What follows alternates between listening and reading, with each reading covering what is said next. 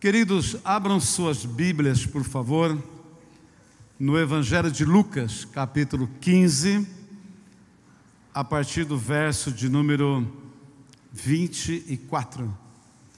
Lucas, capítulo 15, a partir do verso de número 24. Enquanto vocês acham, quero agradecer a todos que oraram por mim, a pastora, minha família. Semana passada nós nos ausentamos e estivemos viajando. Fomos celebrar o casamento do meu sobrinho, minha sobrinha. Foi um tempo maravilhoso, um testemunho glorioso, a 1.200 quilômetros daqui. Foi muito bom, ali em Minas Gerais, cidade de Montes Claros. Foi muito bom lá, graças a Deus. Foi uma bênção, para a glória de Deus. Mas vamos lá, hoje eu quero falar sobre esse tema, o irmão mais velho. Vamos falar todos juntos? O irmão mais velho. Lucas 15, 24 diz assim: porque este meu filho estava morto e reviveu, estava perdido e foi achado. E começaram a regozijar-se. Ora, o filho mais velho estivera no campo, e quando voltava, ao aproximar-se da casa, ouviu a música e as danças. Chamou um dos criados e perguntou-lhe que era aquilo. E ele informou: veio teu irmão e teu pai mandou matar o novilho cevado, porque o recuperou com saúde. Obrigado. Ele se indignou e não queria entrar. Saindo, porém, o pai procurava conciliá-lo, mas ele respondeu a seu pai: há tantos anos que te sirvo, sem jamais transgredir uma ordem tua, e nunca me destes um cabrito sequer para alegrar-me com os meus amigos.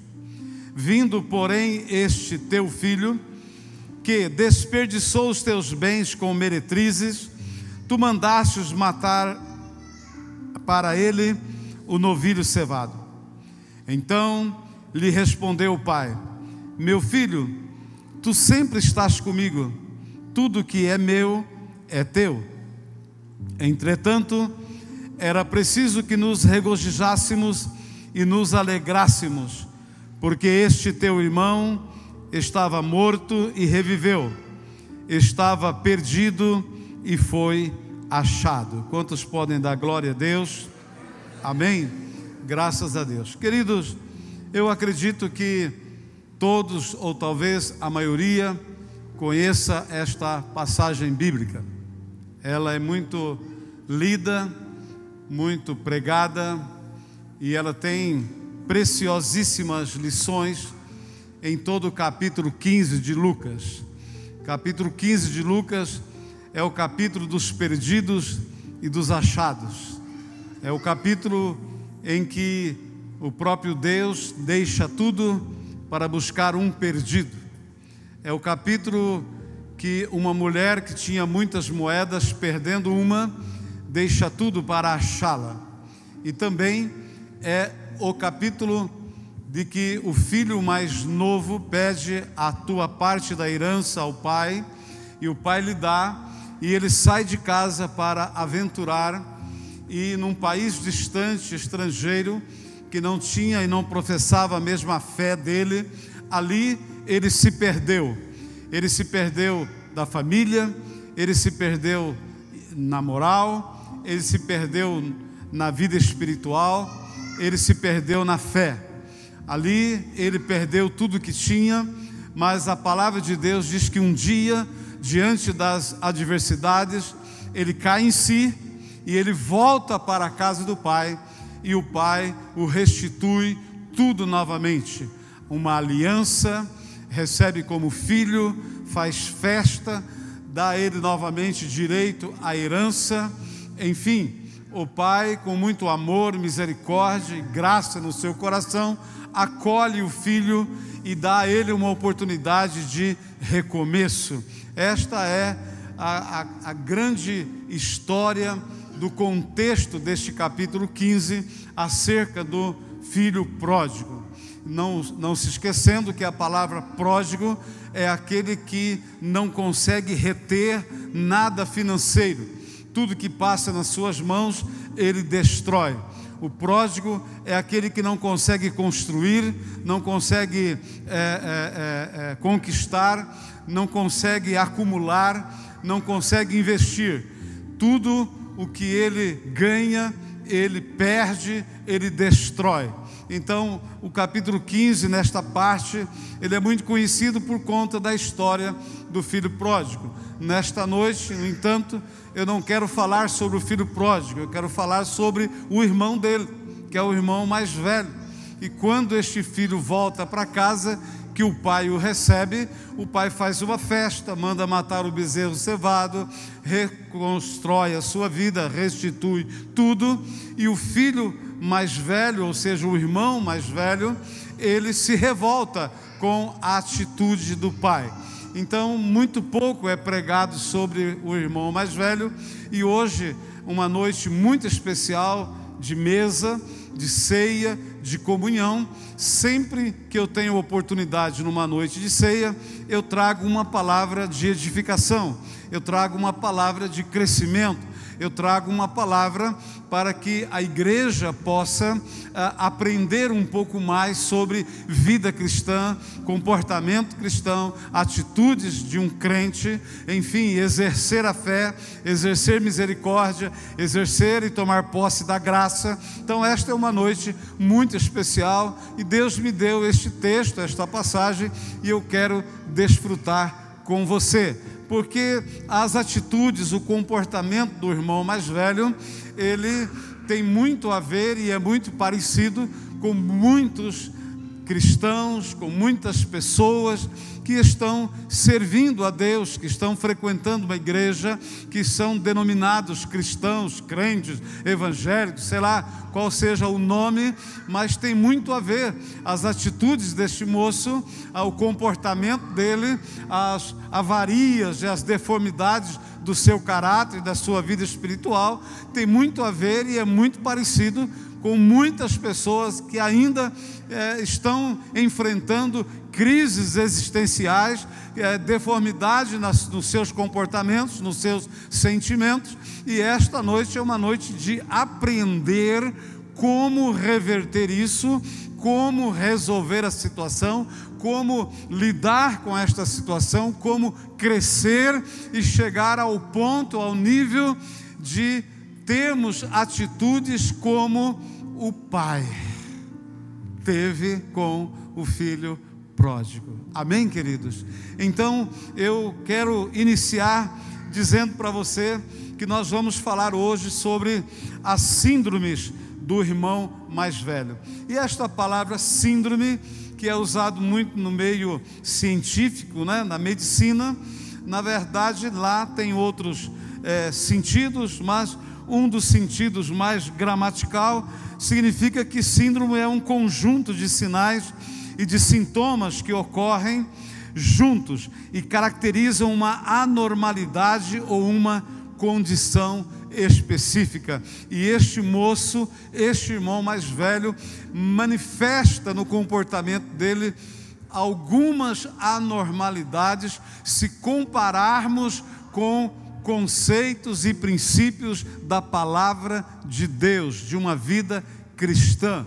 Então, eu quero falar sobre as síndromes deste rapaz, quero falar sobre as deformidades no caráter dele, moral, personalidade e até espiritual. E enquanto nós discorremos aqui, enquanto nós bebemos desta palavra e comemos desta palavra, aquilo que Deus revela ao nosso coração nesta noite, nós temos a liberdade e a oportunidade de nos autoconfrontar nesta noite, autoconfrontar, porque será que eu não tenho tido algumas atitudes e alguns comportamentos parecidos com os comportamentos deste rapaz? Então, vamos lá. A primeira síndrome deste moço, ele era um rapaz que se manifestava e usava constantemente da autojustificação.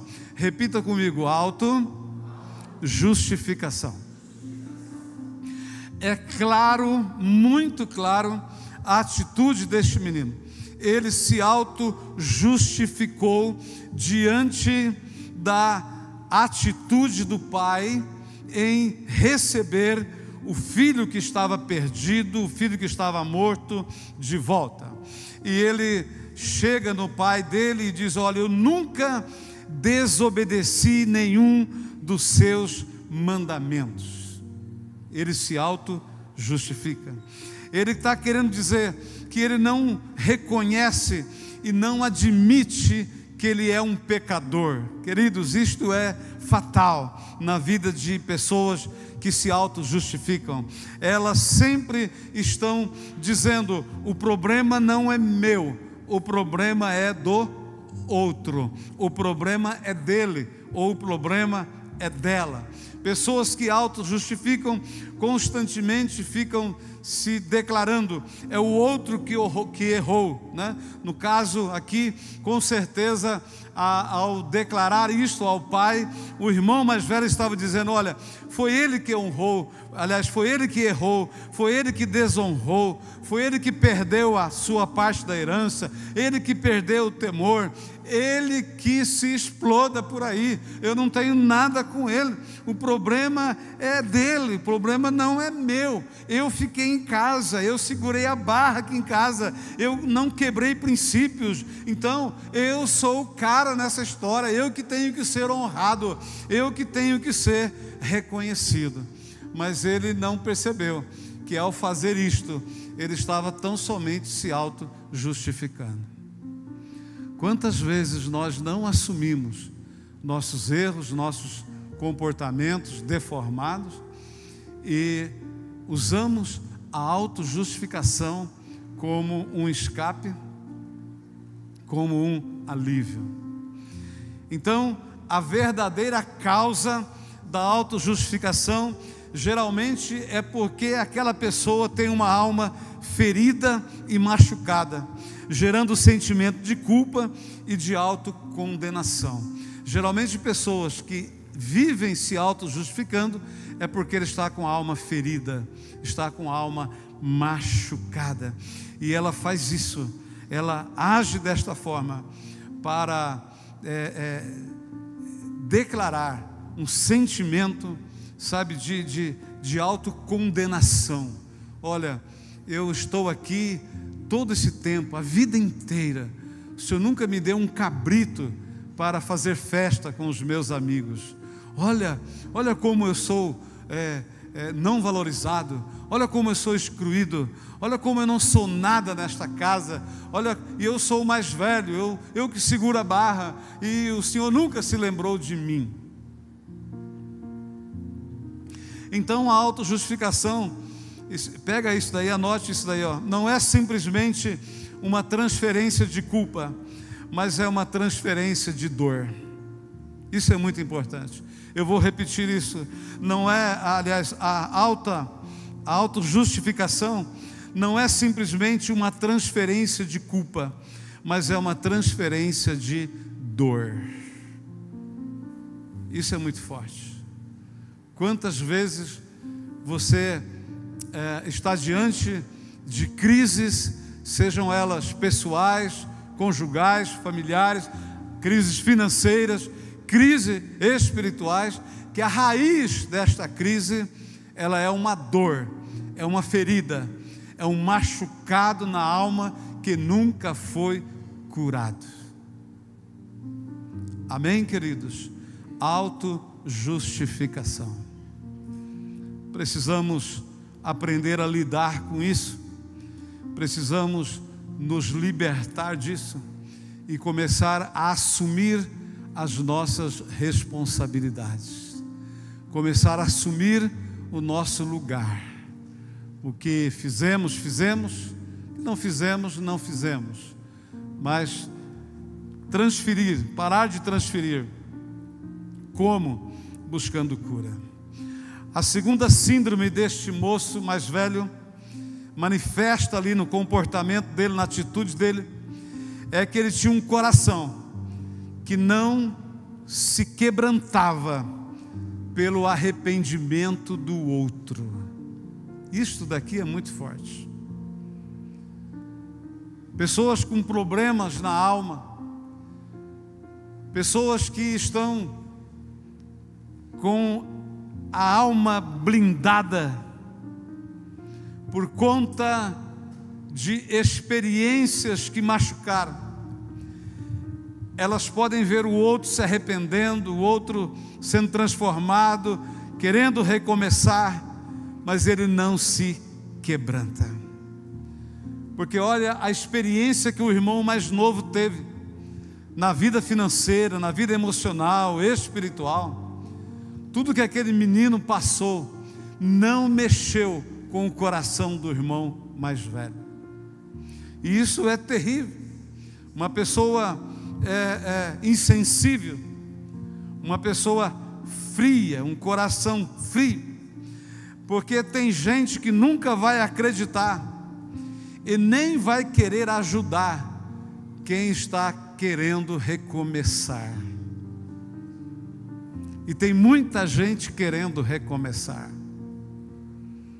Talvez você não sabe, mas lá no seu local de trabalho, na faculdade onde você estuda, no colégio, as suas amigas do bairro, os seus amigos do futebol, ali pode ter pessoas que estão querendo recomeçar, mas você não sabe, você não tem sido sensível e não tem percebido, porque às vezes as pessoas não acreditam que o outro pode mudar, que o outro pode se arrepender, que o outro pode recomeçar.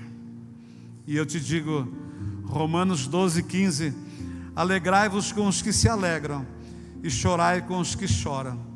Se é difícil chorar pelos próprios pecados, imagina chorar pelo pecado do outro.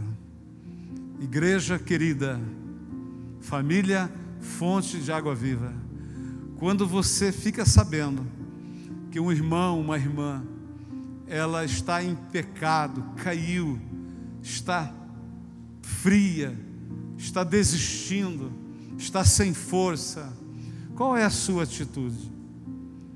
Qual é o seu comportamento? Que sentimento vem ao seu coração? Sabia que a Bíblia nos manda, nos ordena, que é nesses momentos que nós precisamos ir lá e chorar com ela? Não ir lá e julgá-la e condená-la e sepultá-la ainda mais, porque todos nós temos e teremos ainda momentos de dor, de fraqueza, de dificuldades e de provas, e que a maioria desses momentos sozinhos não conseguimos vencer.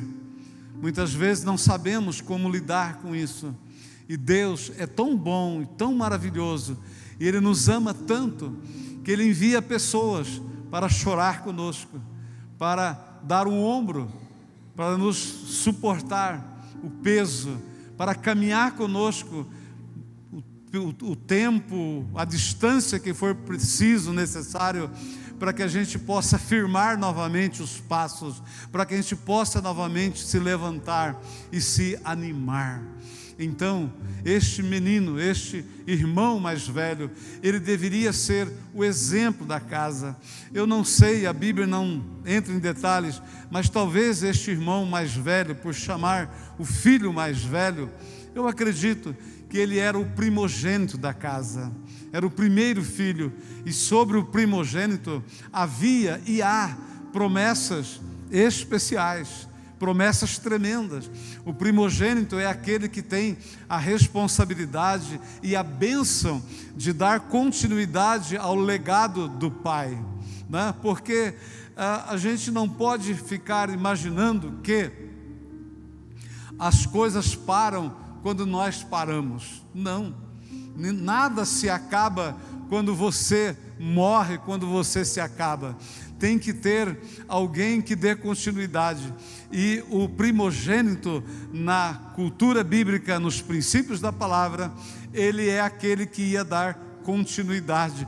Como que este moço ia dar continuidade ao legado do pai, à fé do pai, à misericórdia, à bondade do pai, à graça que o pai agiu com este menino mais novo, mesmo diante de tudo que ele fez de errado? Como que este irmão mais velho ia dar continuidade? Queridos, olhe para a pessoa que está ao seu lado e diga para ela: com certeza você é o irmão mais velho. Aleluia, com certeza você é quem Deus levantou para chorar com os que choram, e continue dizendo, e para dar continuidade ao legado. Aleluia, porque promessas não perdem a validade, elas se cumprem, se cumprirão na sua vida, na sua geração ou na geração vindoura. O que importa é que alguém tem que dar continuidade, e a graça, a bênção, o amor, a bondade, a misericórdia que Deus tem liberado e derramado sobre o primogênito tem este poder de abrir os caminhos e de abrir, sabe, a longevidade nas gerações, para que todos deem continuidade. Crê, recebe, diga amém. Aleluia. Um coração que não se quebranta pelo arrependimento do outro. Olha, a Bíblia diz que tem festa no céu quando o pecador se arrepende. Sabe, quando a irmã disse aqui: meu filho vai se sentar aqui, minha família vai ser salva. Eu creio. Quando Deus salva alguém, quando alguém se converte, sabe, eu fico tão feliz, eu choro de alegria. Sabe, eu estou assim num estado de êxtase espiritual com emocional, por aquilo que Deus está fazendo na vida de algumas pessoas aqui na igreja, por esses últimos dias, aquilo que Deus está fazendo. É maravilhoso, é tremendo, é sobrenatural. Não tem por que não se alegrar, não chorar, não jubilar ao Senhor, não encher o trono de Deus de júbilo e de adoração, porque Deus é bom, e este é o legado que nós temos que dar continuidade. E esta promessa, esta bênção está sobre a igreja. Por isso você é o irmão mais velho. Terceira síndrome deste rapaz: ele queria exigir que o padrão do outro fosse igual ao padrão dele. E eu vou te explicar isso. Para você entender isso, ouça.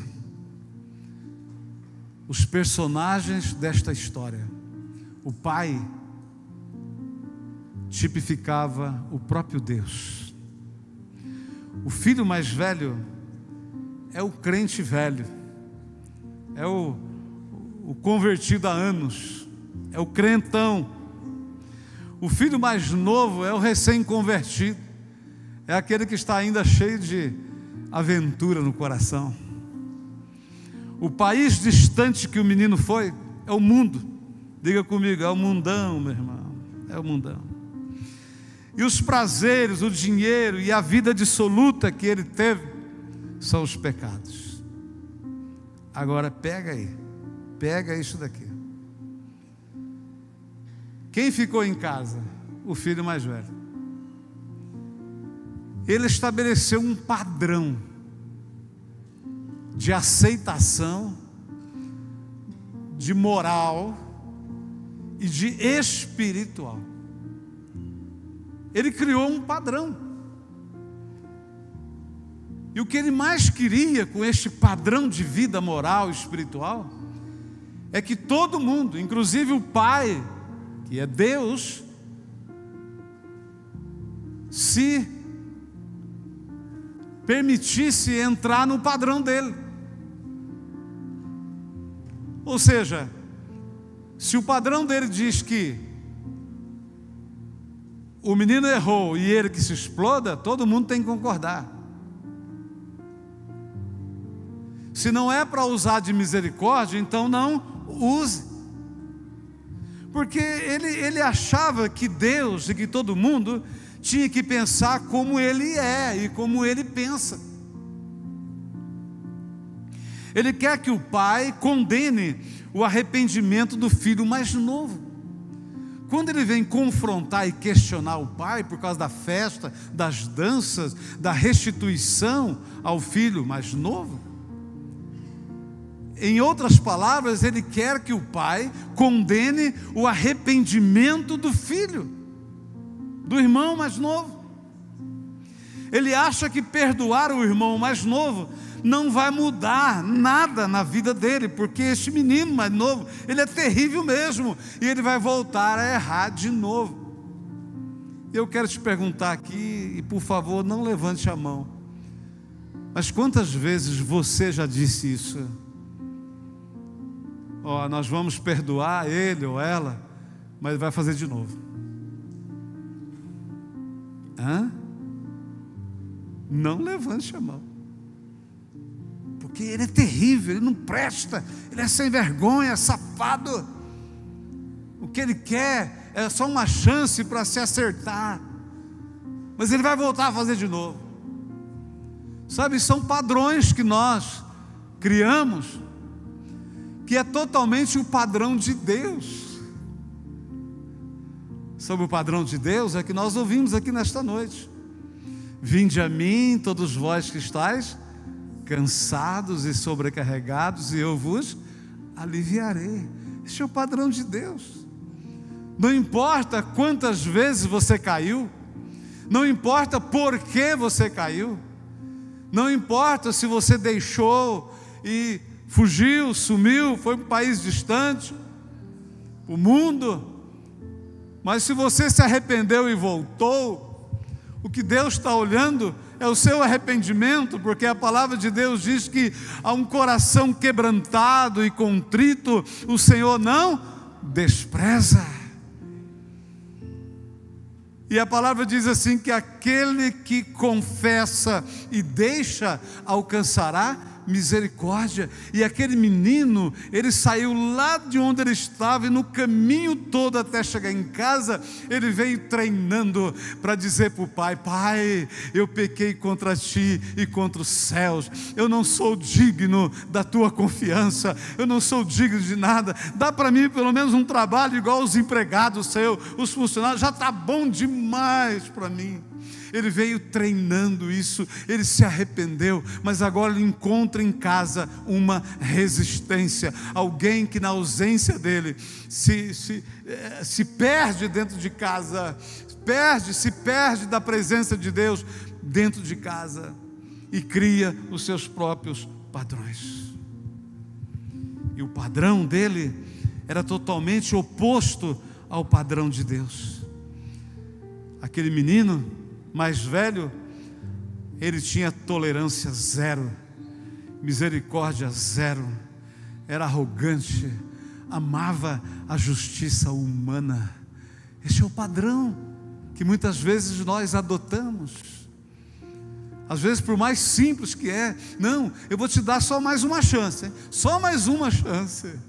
Você já pensou se Jesus fizesse isso comigo, com você? Essa é a última chance que eu vou te dar. Talvez hoje seja a última chance de muitos de nós, talvez, mas não é isso que Deus quer. Deus quer que todos aqueles que se arrependam venham a Ele, e Ele diz que todos aqueles que o Pai me der, de maneira alguma eu lançarei fora. Ou seja, estamos dentro.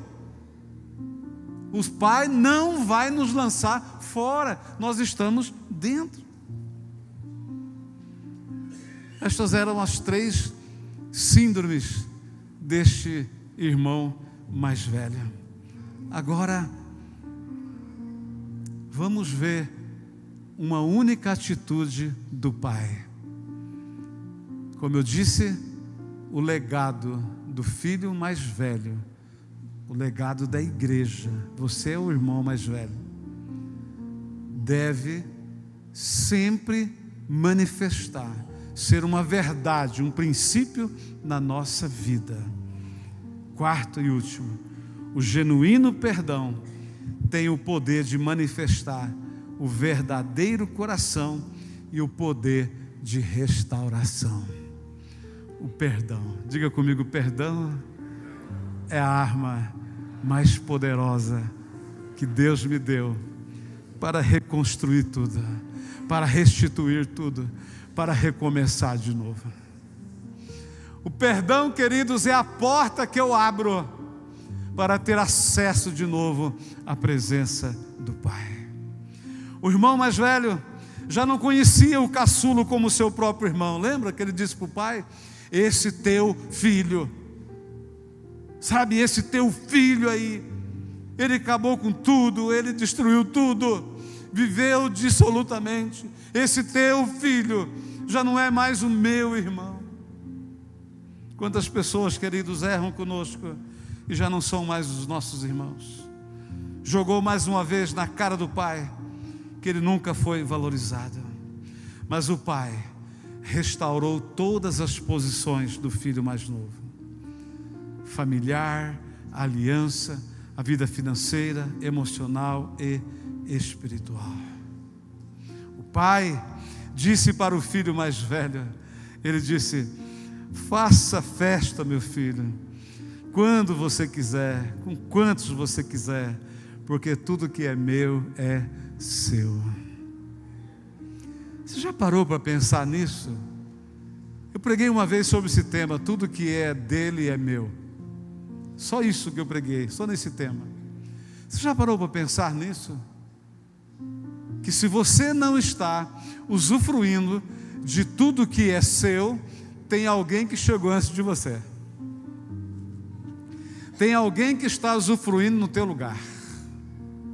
Amém, queridos? Aquele homem, aquele pai estava dizendo: olha, no meu coração não tem mais espaço para ressentimento e para mais uma crise. Este é o coração do pai. Este tem que ser o coração da igreja. Esse tem que ser o coração, meus queridos pastores desta igreja. Esse tem que ser o coração, meus queridos líderes desta igreja. Nós estamos terminando um ano e vamos já iniciar um outro. É só o calendário que muda, mas o nosso coração e as nossas expectativas mudam também, porque nós cremos que num ano novo Deus pode fazer coisas novas, e pelo fato de nós cremos, Deus acaba fazendo. Mas comece o ano de 2026 crendo mais, amando mais, sendo mais bom, fiel, justo, verdadeiro, misericordioso. Deixe a graça de Deus que tem inundado o seu coração ser derramada na vida dos outros também. Mas não permita mais espaço no seu coração para ressentimento e para mais uma crise. É isso que o pai disse, tão somente disse isso para o filho mais velho. Ele está dizendo: olha, só tem espaço no meu coração para perdoar, para amar e para celebrar. Sabe por quê, meu filho mais velho? Sabe por quê, igreja? Porque a vida venceu a morte. Meu filho estava morto e ele viveu. O perdido foi achado, porque meu filho estava perdido e ele foi achado. Aquele homem não tinha tempo para crises, para mimimis do filho mais velho, porque o seu maior tesouro e patrimônio já estava em casa novamente, os seus 2 filhos. Aleluia, aleluia, louvado seja Deus, louvado seja Deus. E não tem experiência ou prazer maior do que você saber que toda a tua casa, todos os seus filhos estão em casa. Talvez eles não estão na casa física onde você mora, mas eles estejam na casa do Pai. Aleluia, porque ali é lugar de conforto, de consolo, de cura, de restauração. Nesta noite, eu quero concluir dizendo para você: pega aí, escreva, anote, assiste a live depois e anota. Escuta aí, os problemas do irmão mais velho não se manifestou por conta do comportamento e dos erros do irmão mais novo. Não, esse comportamento dele já estava lá, já era dele. O que houve foi o disparo de um gatilho para que agora ele pudesse manifestar o que ele sempre foi. Tem gente que sempre sempre foi o que é e o que foi. Ele só está esperando uma oportunidade para botar para fora, para manifestar o que ele sempre foi. Escuta essa, o problema do irmão mais velho é que a vida toda ele blindou a sua alma, não se permitindo desfrutar dos seus direitos e promessas. Esse egoísmo cegou o seu entendimento, criando uma barreira, um muro e limitando diante daquilo que era seu por direito. O padrão que ele criou bloqueou ele. Ele viveu e serviu a vida inteira, nunca fez um churrasquinho. Se alguém tiver o zap dele, convide para amanhã, para o nosso retiro de homens, amém? Ele vai comer um churrasco lá conosco. Ele viveu, né, William? Ele viveu, não esqueci não, você doou um bolo, hein, para amanhã. Eu não esqueci, amém? Glória a Deus, aleluia. Então, meu filho, eu estou tomando magnésio. Cara, eu estou lembrando de cada coisa, você não tem ideia. Então, chama ele. Ele serviu a vida inteira. Nunca fez um churrasquinho na casa. Mas foi ele que criou isso. Era tudo dele. Tudo dele. Tudo dele. Por que ele nunca usufruiu? Eu estava num congresso no Rio de Janeiro há muitos anos atrás, e o pastor estava pregando sobre essa questão de ter acesso às coisas do Pai. E ele estava dizendo que um dia ele estava orando, e o filhinho dele chegou e meteu a mão no bolso dele, pegou a carteira e tirou uma nota, um dinheiro, e foi na mercearia comprar salgadinho e doce para ele. E ele disse: isso aconteceu comigo, ele pregando, ele disse: olha, eu fiquei impressionado, eu fiquei pasmo com a ousadia e a liberdade daquele menino e a falta de educação e de respeito dele, porque eu não ensinei isso a ele, ele não foi educado desta forma. E eu tive aquele momento de ira, naquele momento de preocupação com meu filho, e continuei orando, e Deus falou comigo. E sabe o que Deus falou com ele? Deus disse para ele assim: olha, o que o teu filho fez com você é o que você não faz comigo, porque tudo que é meu é seu. Eu tenho muitas promessas, muitas bênçãos para te dar, mas você nunca se apropriou delas, nunca tomou posse das promessas que já são suas por direito. Por isso que você vive uma vida capenga, difícil, fechada, sabe, em ruína, porque você nunca tomou posse daquilo que já é seu. E ele continuou pregando. Ele disse que ele levantou daquele momento de oração, e ele deu um grito naquele quarto, e ele disse: Deus, a partir de hoje eu vou meter a mão no seu bolso, Deus. A partir de hoje eu tomo posse de tudo que é meu. Diga ao teu irmão que está ao seu lado: mete a mão no bolso de Deus, meu irmão. É teu, tudo que é de Deus é teu. Você recebe, faça barulho, glorifique o nome do Senhor, porque Ele está dizendo: igreja, tudo que é meu é seu. Receba em nome de Jesus. Hoje Deus te chama para viver acima das circunstâncias, acima da sua fé, e experimentar verdadeiramente a sua posição de filho. Eu creio que esta noite é uma noite de cura para corações e almas que estão feridas e machucadas. Hoje é dia de romper e se libertar da autojustificação, reconhecer a sua identidade, chorar por aqueles que estão se arrependendo diante de Deus. Hoje é dia de quebrantar o coração e ver Deus que sempre tem um recomeço para os arrependidos. Hoje é dia de arrepender, e se é dia de arrepender, é dia de recomeço. enquanto os nossos queridos músicos subam aqui, por gentileza, nós vamos cantar um louvor. E eu quero convidar você para se colocar em pé, por gentileza. Eu quero nesta noite orar por você. Eu quero orar pela sua vida nesta noite. Fique em pé no seu lugar. Feche os seus olhos agora. Reflita mais um pouco nesta palavra. Será que você tem sido auto-justificativo? Você tem chorado e quebrantado por aqueles que estão precisando de uma chance, de uma oportunidade? Talvez o que precisa desta oportunidade é você mesmo. Talvez sou eu. Será que estamos chorando com os que choram? Será que estamos quebrantados com aqueles que estão quebrantados? Será que temos exercitado o perdão? Que filho mais velho somos? Se o mais velho, o primogênito, é o herdeiro da herança, não da herança